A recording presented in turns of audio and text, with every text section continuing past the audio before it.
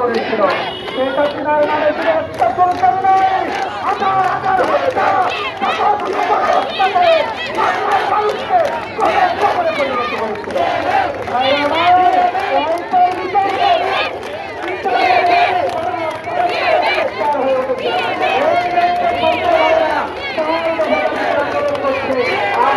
আন্দোলনের সাথে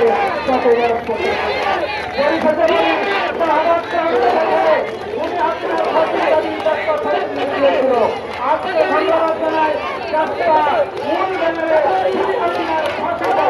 হয়েছে